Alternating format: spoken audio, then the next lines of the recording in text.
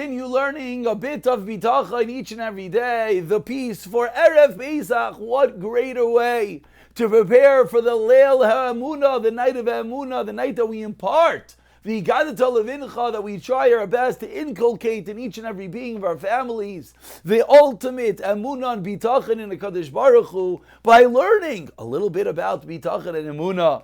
So we pick it up on page 103 in the Artscroll Chovos Halevavos, in which Rabbeinu Bachai comes to teach us Aval Tovos Hakel Yisbarach Ala Rasha. All he gave were 5 reasons till now why the tzaddik at time has to suffer. But now he continues on the flip side. But what about the Rasha? Why do we find the Yesharim prosper? Why do we find people doing the wrong things and still have tranquil and beautiful lives in this world? Says the Chovos Halevavos, I'll give you some reasons. Yesh, reason number 1, Maybe he did something good. He's a Rasha now. But how do you know? No good deed goes unaccounted for. So maybe he once upon a time did something good. And now, but Hashem knows. I don't want this guy to have this mitzvah, have this tefillah, have this chesed, help him in the next world. So I'm going to pay him in this world to get rid of, and he doesn't have it in the next world. As the Pasuk in Devarim teaches us, and he repays those who hate him, to make them perish. And Unkelis already said in Targum, that Hashem repays those who he hates, the Rishayim.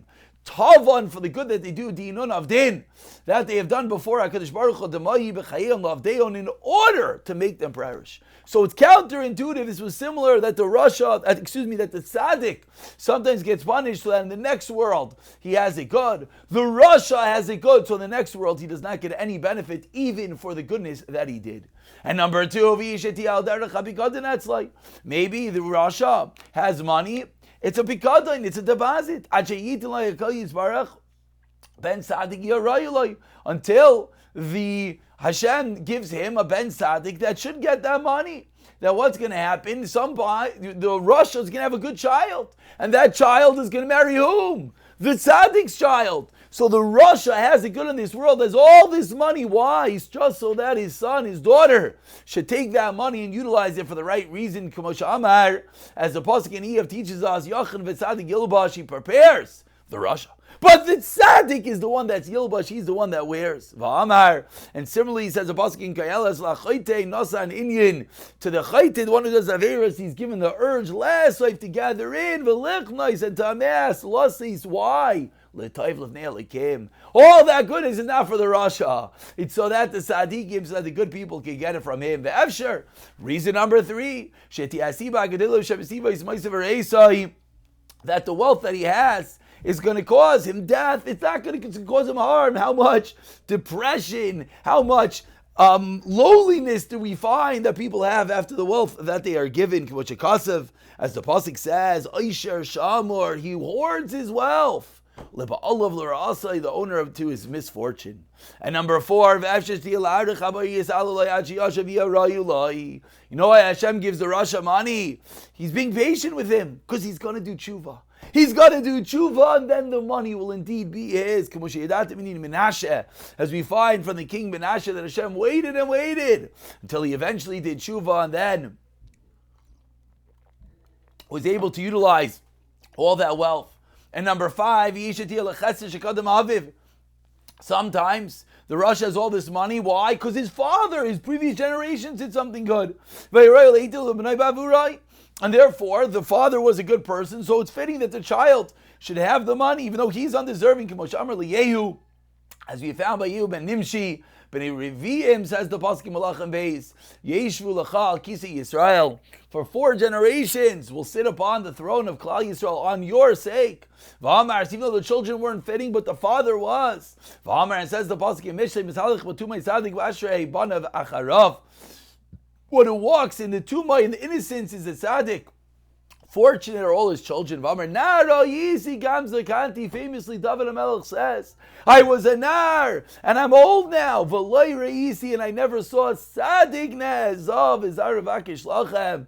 I never seen the tzaddik that's been forsaken, nor his children begging. So he's a good person. That's why the children, even if they are not, get the incredible wealth. And finally, we conclude today with a sixth reason why the Rishayim at times prosper. Sometimes it's to test, it's to expose. Everyone should see their incredible evil. When they see that the wicked people, they're being successful, they turn away and they come back to Hashem. It's the greatest tool in tshuva. You see that guy? I don't want to be that low life, and he comes back to HaKadosh Baruch Hu. And they rush to make themselves ingratiated by the evildoers and to be like them. Why? So that everyone could see, so that when those people are running after the Averas, other people will run towards the mitzvahs. And the one who's the pure, the one who's good, is going to turn back to Kadosh Baruch Hu. And the faithful of Hashem is also going to be revealed. As he endures when Hashem is ruling over him. As we found